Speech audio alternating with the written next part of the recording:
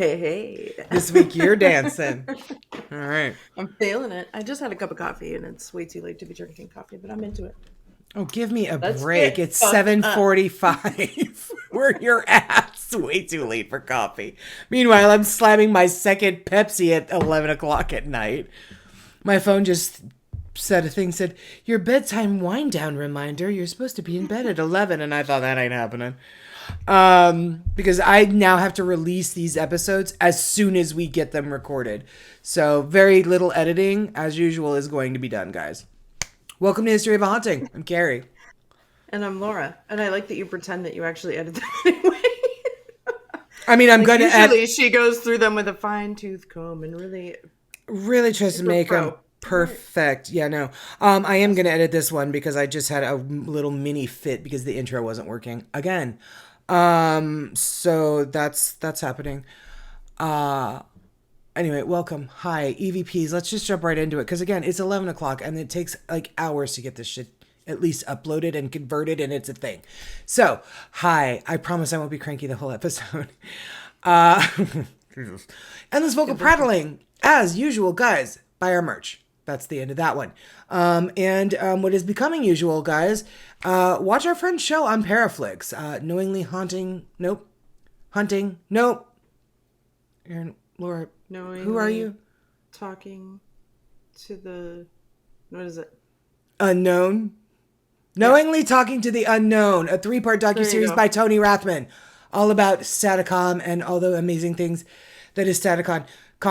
Jesus H, guys, I am so sorry. We just recorded 2 episodes before this.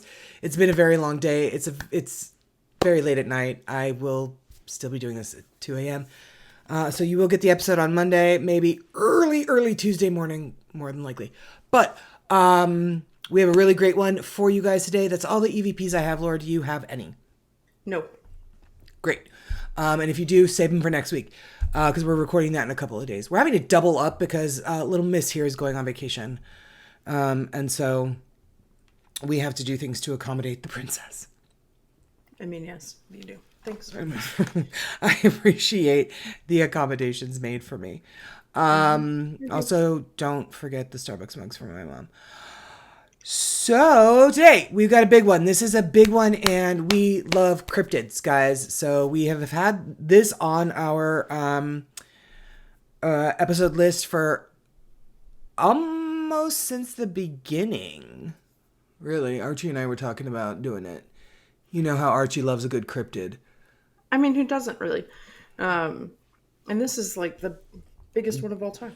One of them. It's one of them. Yeah, I mean, come on. The Loch Ness Monster. I had to real quick correct the title because I had Loch Ness as one word, and I texted Laura and I was like, "Is that too?" And she's like, "Yeah." Well, okay, shit, hang on. So yeah, this is a big one. We also have Bigfoot coming up before the end of the year. So we're just gonna end 2023 swinging. We got lots of really good places and people and things and interviews, and it's gonna be just divine. So, Laura, you might as well jump in with those sources and let's just get right into it. All right, sounds good. So my sources for this week, actually all the sources for this week are time.com, wikipedia.org, historycooperative.org, thenewyorktimes.com, blog.britishnewspaperarchive.co.uk, jefferson-lake.medium.com, theculturetrip.com, and cbsnews.com. That was a lot.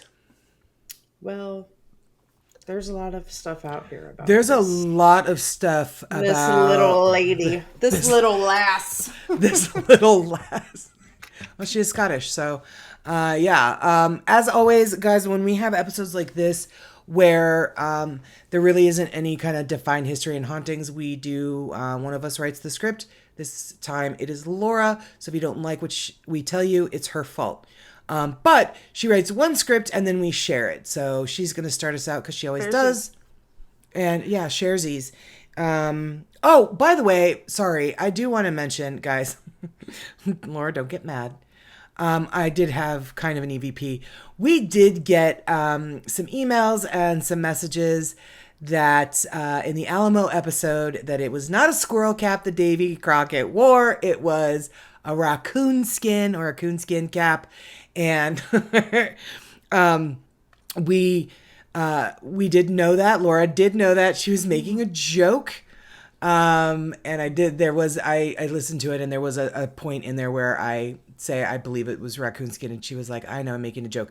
So yes, she did know that it is not an actual squirrel cap. But thank you so much for reaching out so that we can make that correction. And we appreciate it.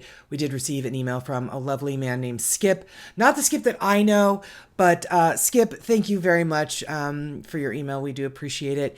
And I did say to listen to this week's episode for a special message. And the special message is that this week's episode, the Loch Ness Monster, is dedicated to you. So thank you for your kindness. And he was very sweet about it. He wasn't like a jerk and like, you idiots screwed it up. It's not. He was very, very nice and wonderful, and said that he loved the show, and it was a very lovely email. So Skip, this episode is dedicated to you. So All right. do you Ready to roll? have anything to say about your squirrel cap? Nothing? It would have, I mean, squirrels are fun. It would have been better as a squirrel. That's all I have to say. It would have been better. All right, let's Raccoons go. are trash pandas. Keep them going. All right. So the Loch Ness, Loch means lake in like Scottish vernacular, is a freshwater loch in the Scottish Highlands, extending for approximately 37 kilometers, which is 23 miles for us imperialists, southwest of Inverness. It takes its name from the River Ness, which flows from the northern end. Loch Ness is best known for claimed sightings of the cryptozoological Loch Ness Monster, also known affectionately as Nessie. Nessie. If it's not Scottish, it's crap. Here's to Rick McCullum. It is one of a series of interconnected murky bodies of water in Scotland. Oh. Its water visibility is exceptionally low due to the high peat content of the surrounding soil. Question. What is peat? Yes.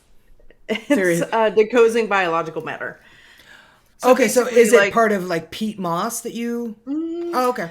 Yeah, I mean, kind of, but yeah, just basically like a lot of biological, grass and all that kind of stuff just decomposing in the surrounding soil. So It's a giant lake of decomposing... Okay, cool. like leaves and stuff, things. Sure. Compost smells amazing. Go on. All right. At 56 kilometers squared, which is 22 square miles, Loch Ness is the second largest Scottish loch by surface area. But due to its great depth, it is the largest by volume in Great Britain. Oh. Its deepest point is 230 meters, which is 755 feet, making it the second deepest loch in Scotland. So the second deepest. Cool. Okay. Yeah. So it contains more water than all the lakes in England and Wales combined. So obviously it's fucking big. Wow. All right. Right? That's kind of a weird thing to think about. But That is kind of a weird thing. And now I'm like, Nessie totally fits in this lake, right. This loch. Wow. All right. So the legend of Nessie can be traced all the way back to the 1st century AD. Wait. What? Yep, the 1st century AD. Oh my God. So in year 1, Nessie was born. Fuck. So first Jesus, then Nessie, okay? Gotcha. Okay. Goddamn. All right. So when Romans arrived in northern Scotland, according to PBS's science series Nova, and saw the Pict tribe's depictions of an unrecognizable animal, Romans described this animal as a strange beast with an elongated beak or muzzle, a head locket or spout, and flippers instead of feet. Writes PBS science filmmaker Stephen Lyons in his history of the creature. So it's not the only monster to capture Scottish imaginations. Local folklore had a long relationship with bodies of waters concealing huge animals, Mr. Lyons also wrote. So the first literary mention of a beast hanging out in Loch Ness was between 500 and 650 AD. And it is in St. Adamnan's biography of the Scottish Saint Columba. It's Not to probably be not how you say confused that, with but let's go. Probably not to be confused with Columbo, the Scottish Columbo. saint cop. Right. So, I'm showing you story world goes wide that rules. Saint Here it goes.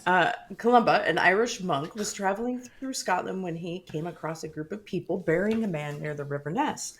When he asked what had happened, they claimed the man had tried to cross the river, but he was attacked by a monstrous water beast, as happens. So, curious, Columba asked one of his followers to try swimming across the river. Notice he didn't go himself. A monster approached him, but Columbus stepped forwards and, making the sign of the cross, said, "Go no further. Do not touch the man. Go back at once." And the monster fled before him. Oh, okay. All right. Little. I told you, Jesus first, then Loch Ness. Listen. So there are no more recorded sightings of the monster until the 1800s, but that isn't to say the monster wasn't seen.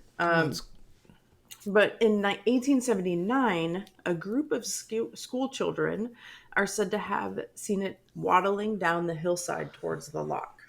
That sounds adorable. Right? Just a little wee, tipsy little friend. Sorry. I've definitely waddled down the hill too. Listen, many a hill got waddled by me. So, however, like interest in the monster really took off in the 1930s. Okay. No. In 1933, a local newspaper, the Inverness Courier, ran an article with an eyewitness account of a couple who had seen a big monster in Loch Ness. So the couple, Mr. and Mrs. Spicer, said that they saw a large gray creature with the long trunk lurching down the road toward the lake.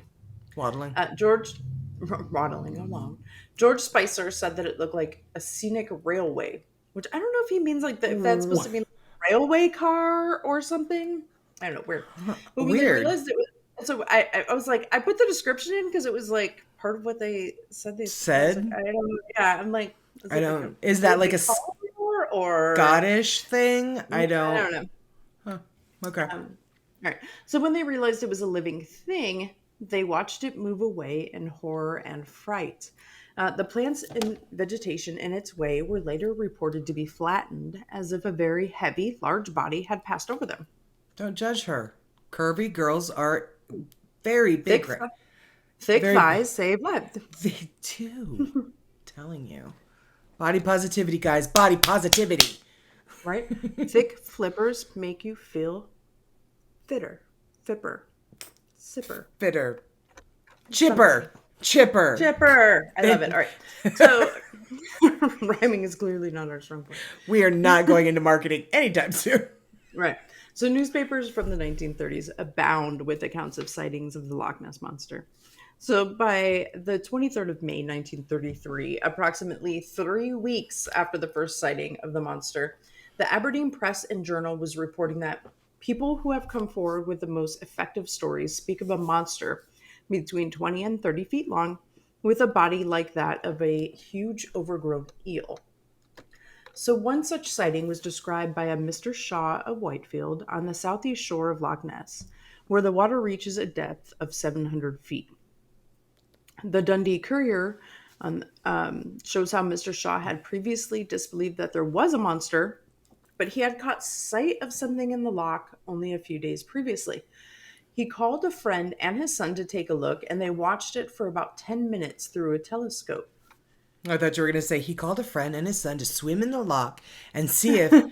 and then he asked for this monk to come in. Right. So, please stop. Do your thing. Do your thing. Right. So in early December 1933, the creature was again seen, the Aberdeen Press and Journal relaying how it had been spotted by young Alistair Bissett in the vicinity of Dores Bay, which lies on the northeastern side of the loch. He was alerted by a great wash on the loch, and then he saw the monster careening at great speed from the north side to Hollybush on the south side. So And into the new year, sightings of the so-called monster continued to occur and to fill the pages of the press. In May of 1934, the Illustrated London News included two artists' impressions of the creature. One is seen by Miss A. Simpson, and the other captioned two humps, as seen by Miss Jane Goodbody back in the December of 33. They So captured her lovely lady lumps. they Get did. it? Get it? So perhaps the most remarkable artist's impression of the monster came from a description provided by Mr. Arthur Grant, which was published in the Dundee Courier in May of 34. He professed having seen the monster out of the water on the road about 8 miles from Inverness. What The the same fuck? newspaper report, meanwhile, alluded to testimony from a Mrs. McLennan, who had seen the monster on the western shore of the loch and described it as having a mane like that of a horse. So it's, yeah, the descriptions start to get pretty They're wild. Or it's varied, like an yeah. eel, then it kind of looks like a, like the Nessie that we think of with the long neck, Sure. kind of like a dinosaur. Yeah. Yeah. And now it's starting to look like a seahorse. Things are going on.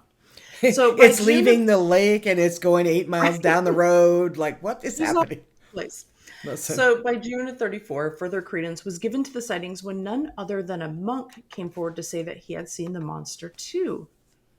Brother Richard Horan of St. Benedict's Abbey, Fort Augustus, allegedly watched the creature for over 20 minutes as it moved leisurely about the surface of the water, as reported in the Sphere. Okay. Brother Horan related how. So, quote, the monster is not the fearsome thing some have declared, but a graceful creature whose head and neck were above the water at an angle of 45 degrees. The head, he states, was beautifully shaped, and under the side of the neck was silvery in the middle and black at the edges. Right? Sounds nice. It sounds really Meanwhile- beautiful. Right? Meanwhile, 3 other witnesses were said to have seen the monster at the same time, and they described it as a black, shiny object. The sightings just kept on coming, with Mr. William McDonald, owner of owner of a hand loom weaving business in Fort Augustus. I love the little hash browns.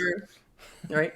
And the lower basin of the Caledonian Canal, where the water is very deep. The Fight Free Press and Kirkcaldy Guardian featured on the 28th of July, 1934, his testimony. So, quote, suddenly a creature appeared only 100 yards away, and it was not unlike a huge heron. It turned gracefully, and in a second it was racing for the center of the loch. When it turned, I saw 2 distinct humps, one behind the other, and whether this indicated 2 creatures, I cannot say. Before the object disappeared in the distance, 3 men hikers and another gentleman with binoculars were in time to see the last of the monster. Like other witnesses, William MacDonald was impressed by the remarkable speed of the monster. That's crazy. So for those of you who missed my really fun and really informative interview with Rick McCullum, which is all of you because the recording was corrupted. We talk about, he had just gotten back from Scotland, actually, and he was there for like a month, maybe 5-6 weeks. We talk about how you and I were going to be covering the Loch Ness Monster in an upcoming episode. And he said that loch is giant. It is absolutely massive, like bigger than the Great Lakes. Like it's huge, and it's very, very deep. So he has no problem seeing an animal of Nessie's size being able to happily live there forever. Obviously not forever, but I think it's interesting that only one has ever really been seen at a time, it seems like. I mean, but maybe not. We don't really know. Yeah, maybe they're seeing different ones. Mm-hmm. Yeah. So by August 1934, the Illustrated London News was reporting how the Loch Ness Monster had been seen 21 times in 4 weeks. Maybe they're seeing 21 different ones. You never know. Well, featuring a remarkable series of photographs taken under the auspices of Sir Edward Mountain and not retouched. The the gentleman had organized a search for the monster, and photographs of the creature with humps was obtained in July 1934. I'm sorry, I just can't. Again, I just hear lovely lady lumps in my head. More photographs of the monster were obtained, which appeared to indicate beyond all doubt a creature that is of considerable size is in Loch Ness. Now, on July 25th, 1934, another photo was taken of the monster from Temple Pier, where it had, quote, approached until it was almost in front of the camera, sinking with a loud splash. On the whole, Sir Edward's party agreed that, quote, the monster displays a very small head relative to the size of its body and moves along the water in such a way as to show 2 or 3 humps. Further, all agree that when it is on the surface, the creature moves with remarkable speed, which complicates attempts to photograph it. I think Rick had said that, you know, it could be sometimes the eels in the loch grow to be a really huge size. So it could be an eel. I was like, I had heard that some people thought that maybe it was just like a log, but logs don't typically tend to have humps. You know what I mean? Like, I don't know. I don't see why it can't be just exactly what she is. Like just this sea creature, really. Mm-hmm. So in 1934, a veterinary student called Arthur Grant almost crashed into the creature on his motorbike. Well, that'll ruin your day. He was traveling from Inverness and noted the large body, the long neck, the small head, flippers, and tail of the animal. He said it was unlike anything he had ever seen before. It quickly disappeared into the water, frightened by the motorbike, right? She's like, your day was ruined, so was mine. The international fame came when the Daily Mail published a photograph of the monster on its front page. It was dubbed the surgeon's photo because it was allegedly sold to the Mail by physician Robert Wilson, according to Time's 100 Photos Project. So Time magazine's. So the infamous and perhaps original viral image was later revealed as a fake in the 1990s, but the lore of this spooky lake monster hasn't subsided. I find it so funny that Time magazine was like, this is great. So the search continues. There were several expeditions to find Nessie in the 1960s. The Loch Ness Phenomena Investigation Bureau formed in 1961. Wow, and a whole investigation bureau. Formed in 1961, it carried out several expeditions, including night searches. The group dissolved in 1977. In the summer of 1976, Dr. Robert H. Hines of Boston led a months-long search of Loch Ness that used underwater cameras to take more than 108,000 pictures and sonar systems to search the bottom of the lake for potential skeletons and carcasses.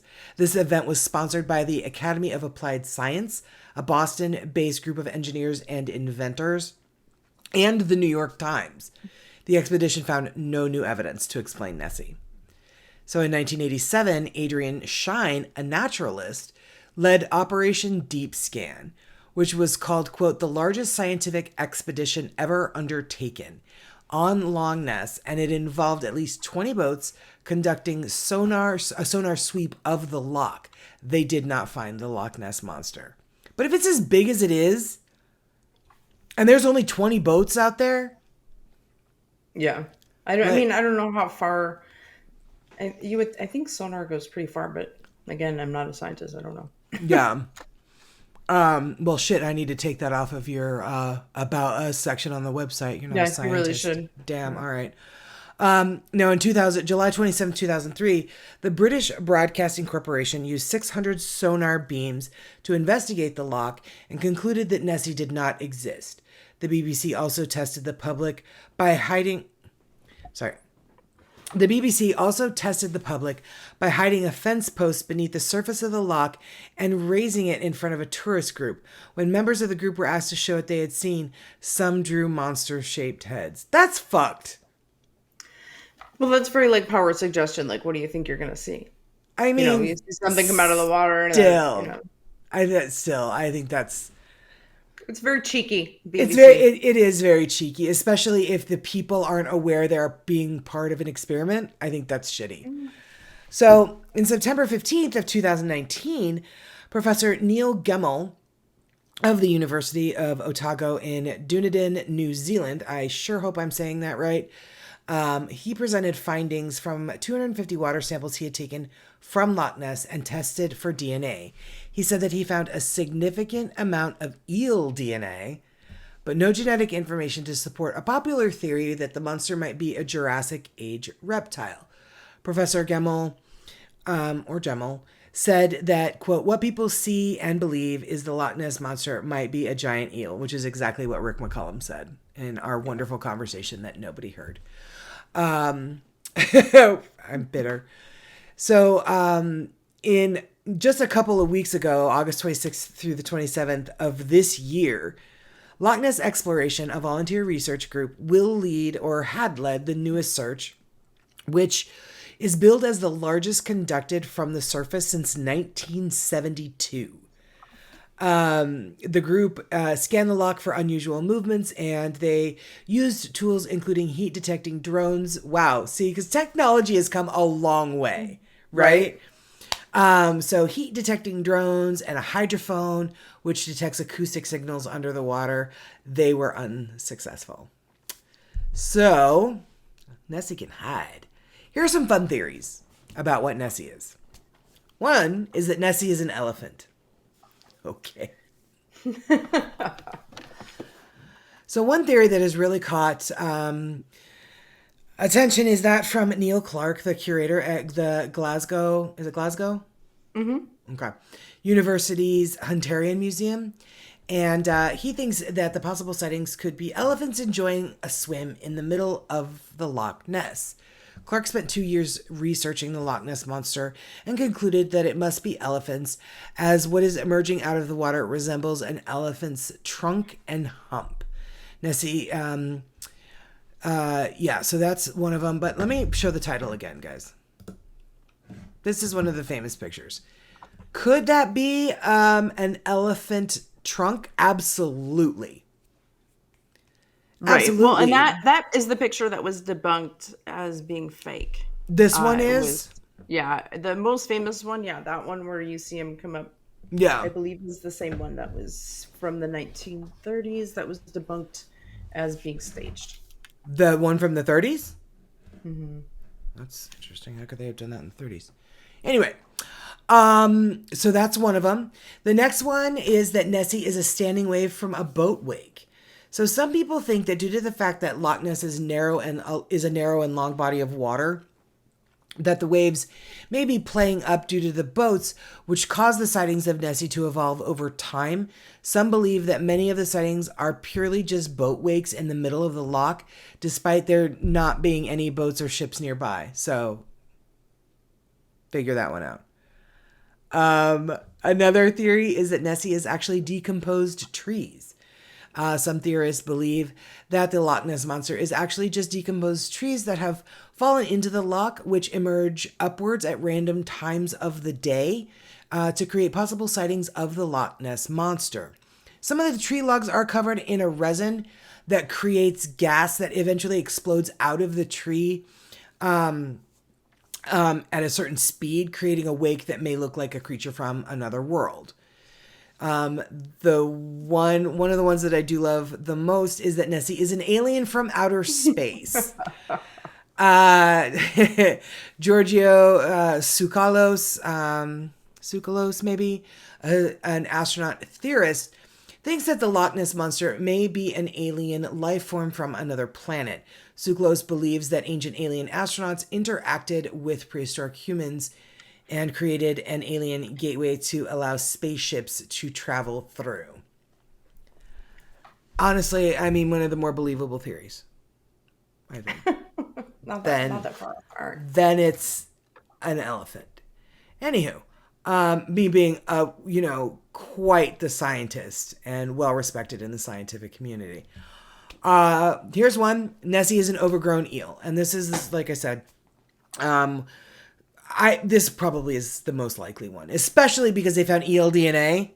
Mm-hmm. So According to the Daily Mirror in 1993, it was reported that theorists believe the Loch Ness Monster was actually just an overgrown eel wandering the sea.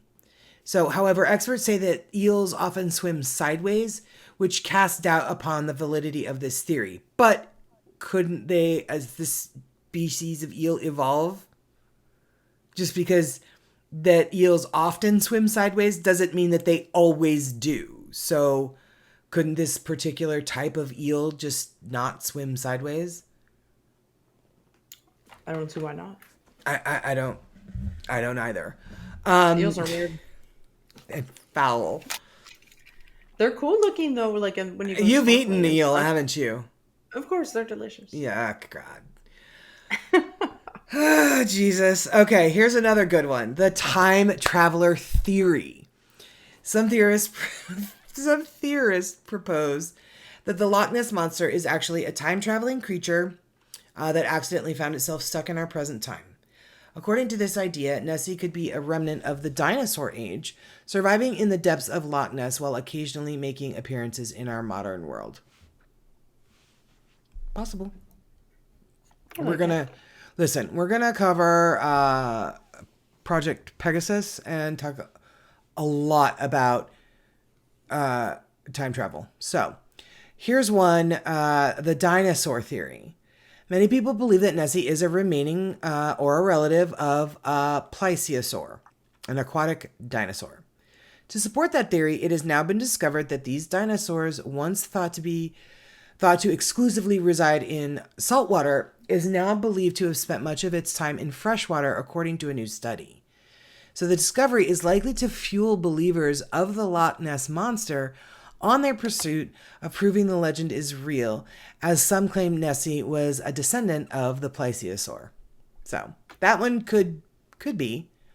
But honestly, guys, we have figured it out. Here at History of a Haunting, you know what we do. We crack the case, and we figured out, we know what Nessie is. We have it on good authority. Nessie is a dinosaur ghost, and she is protecting the loch and just going for a swim. There. Drama over. Mystery solved. She's Solid. a ghost. Well done. She's a ghost of a dinosaur, guys. Duh! Leave her alone. And yes, so that is the really cool story of the Loch Ness Monster. I love it, Laura. This I'm glad we finally did this one. Me too. And no matter what, I think the most fun thing is to believe in Nessie. I remember, just growing up with this, and I've always wanted to go to Scotland. It's one of the places that I really want to go to that I have not been yet. Yes, and I'd love to go to Loch Ness. I just want to go see it. Growing up with this mystery it's enchanting.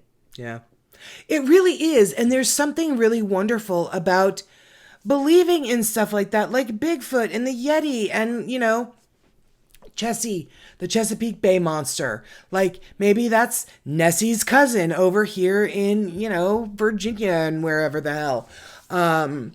So there's nothing wrong with believing in that kind of stuff. There needs to be, I really believe that there needs to be and remain a little bit of mystery to life and a little bit of magic in the world.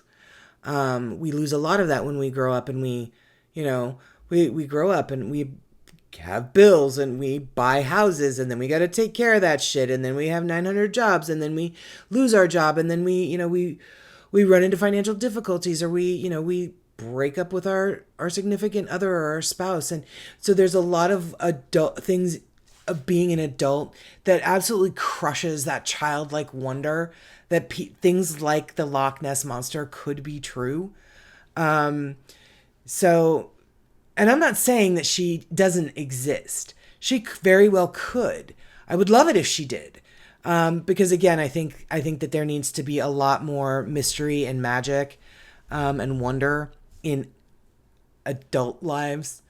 Bring a little bit of that, that wonder and that joy that you were just talking about, hearing about Nessie, the Loch Ness Monster, and how you've always wanted to go to Scotland and just see the loch itself. And so there's a lot of importance that I think needs to be placed back on that. And let's not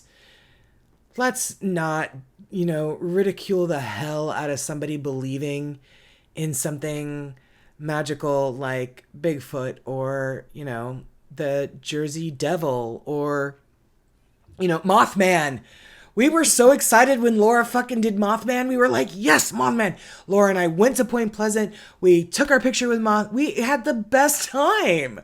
And there's really something to, believing in the magic and wonder of things that we don't understand that maybe, will get proven as real, and maybe they won't, but there is no harm in telling stories like this. And so I'm glad that we did this one. We got Bigfoot coming up before the end of the year, and that's another big cryptid. I love cryptids. They're so fun. They really are. Good times. I love, yeah. I mean, it's just fun. It's fun. It's Whether fun. you believe they're real or not, Yeah. it's just fun. Like, it's fun as a story. It's fun as a fantasy. It's fun if you want to go hunting for them because you really believe they're there. You know what I mean? It's like, it doesn't stop being fun no matter what spectrum of it you're on. I feel like. Agreed. That's perfectly said. Yeah. So yeah, there's beauty and purposefulness in, just believing in mystical and magical things, I think. And people that stomp on people that believe in that are really shitty human beings. And, should probably get explosive diarrhea at a long red light. Or something less. I mean, horrible. whatever. Listen, Whatever karma has for you. Whatever karma has coming for you. And your irritable bowel syndrome. Whatever. Listen.